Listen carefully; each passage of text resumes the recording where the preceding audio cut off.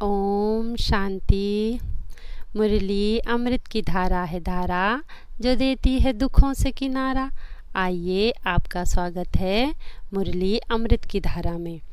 तो आज के महावाक्यों में बाबा ने अमृत पान करवाया है। बाबा का अमृत पान है।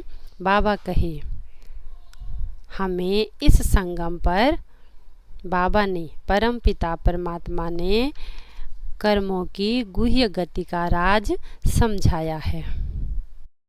इसलिए हमें अपने कर्म, अकर्म और विकर्म की गति को ध्यान में रखते हुए क्या करना है, अपनी कर्मेंद्रियों को ऑर्डर प्रमाण चलाना है। तो हमें बाबा की सिरमत पर चलकर श्रेष्ठ कर्म करने हैं। अपने को आत्मा समझ कर्मेंद्रियों को ऑर्डर प्रमाण चलाना है। मैं कौन हूँ? आत्मा राजा हूँ। तो फिर हमसे सब क्या होंगे? श्रेष्ठ कर्म होंगे और पुण्य का खाता जमा करना है। फिर बाबा कहे, इन 5 विकारों को ही ग्रहण कहते हैं। तो परमात्मा बोले, हे ब्राह्मण, मेरे प्यारे बच्चों, 5 विकारों का दान मुझे दे दो। दे दान तो छूटे ग्रहण। फिर बाबा बोले, भविष्य में तख्त नशीन बनने के लिए हमने मम्मा बाबा को फॉलो करना है। देह सहित पूरा बलि चढ़ना है। 21 जन्मों की बादशाही लेने के लिए अपने तन मन धन से सेवा करनी है। सपूत बच्चा बन सर्टिफिकेट लेना है। सब कुछ इंश्योर कर देना है। ये देह भी सेवा अर्थ लगानी है, क्योंकि यह शरीर भी अब बाबा का है। मैं तो ट्रस्टी हूँ। स्वयं को निमित्त समझना है। निमित्त समझकर ही चलना है। तभी हमें 21 जन्मों की बादशाही का हक मिलेगा, यानी हकदार बनेंगे। बाबा फिर हम बच्चों को समझानी देते हैं। कहते हैं कि भक्ति मार्ग में देवी देवताओं को कहते हैं कि देवी देवताएं जब वाम मार्ग में चले जाते हैं तो सोमनाथ का मंदिर बनाते हैं, शिव के मंदिर में जाते हैं। उनको क्यों याद करते हैं? ये शिव बाबा की बायोग्राफी को जानते ही नहीं हैं।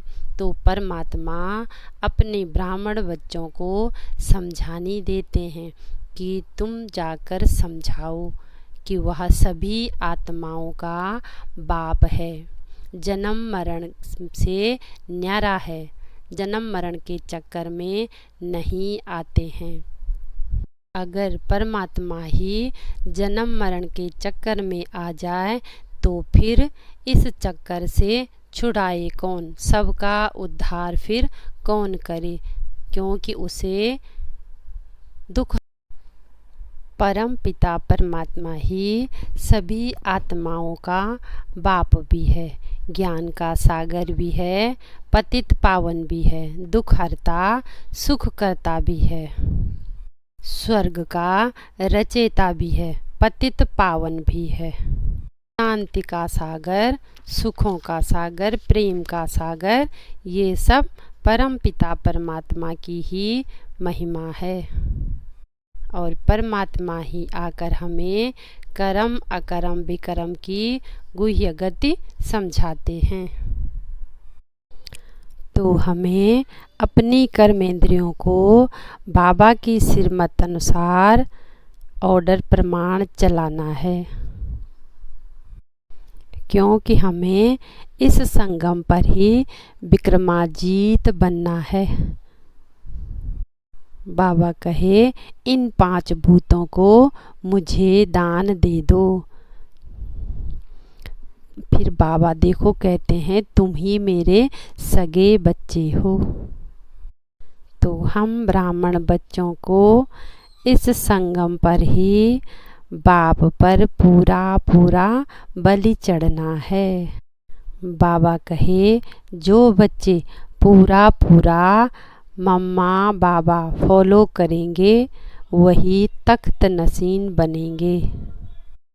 तो अच्छी रीति पढ़कर नंबर आगे लेने हैं, पूरा पुरुषार्थ करना है।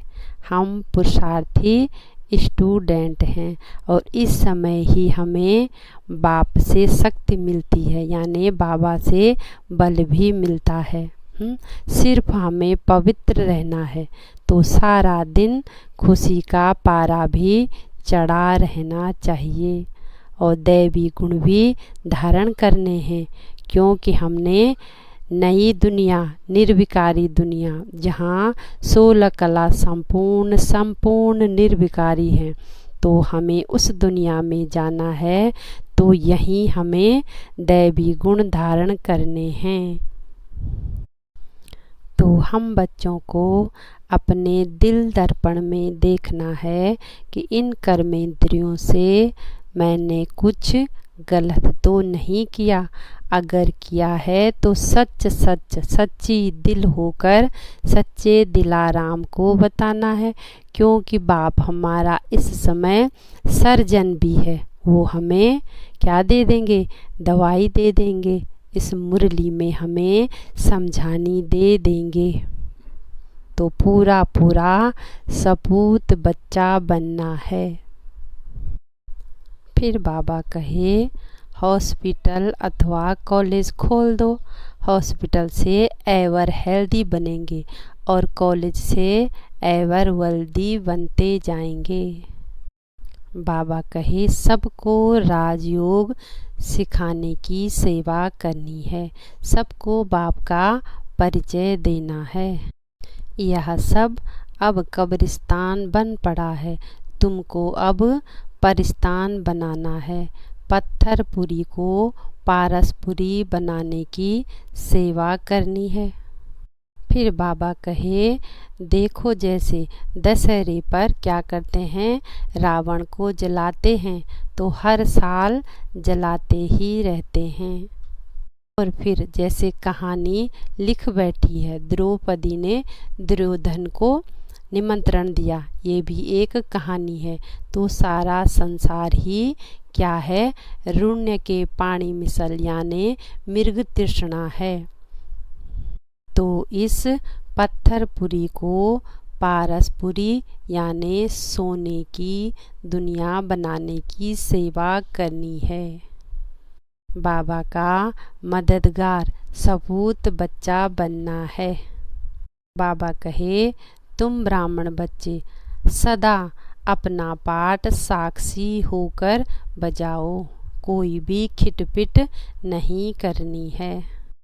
बाबा कहे तुम्हारा धंधा ही है सबको स्वर्ग का मालिक बनाना, सबको बाप का परिचय देना, क्योंकि तुम बच्चे ही खुदाई खिदमतगार हो।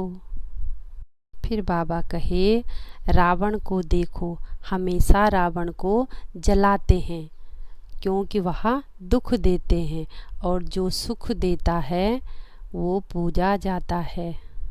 तो सदैव सुख देने वाले की ही महिमा होती है और पूजा होती है, फूल आदि सब चढ़ाते हैं क्योंकि वह है ही सुखदाता।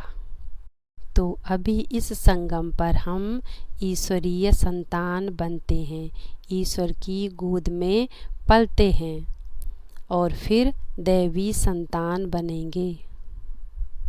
फिर बाबा ने टाइटल दिया तुम हो ही रूहानी सोशल वर्कर।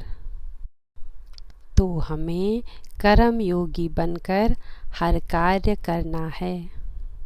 बाबा कहे जहाँ योग युक्त होकर कार्य करते हैं तो वह कार्य हमेशा सफलतापूर्वक संपन्न होता है और खुशी भी दिलाता है, क्योंकि जैसा बीज बोएंगे वैसे फल प्राप्त होगा। तो सदा ही हमें गुण रूपी मोती ग्रहण करने हैं और होली हंस बनना है, रूहानी सेवा करनी है। और अपने में देवताई गुण धारण करने हैं, जिससे हम विजय माला में आ जाएंगे और हमारा जन्म कहाँ होगा, नई दुनिया सतयुगी दुनिया में चले जाएंगे। तो जो बाबा मेरा जीवन हीरे जैसा बनाए, ऐसे प्राण प्यारे बाबा को दिल से शुक्रिया शुक्रिया शुक्रिया। ओम शांति।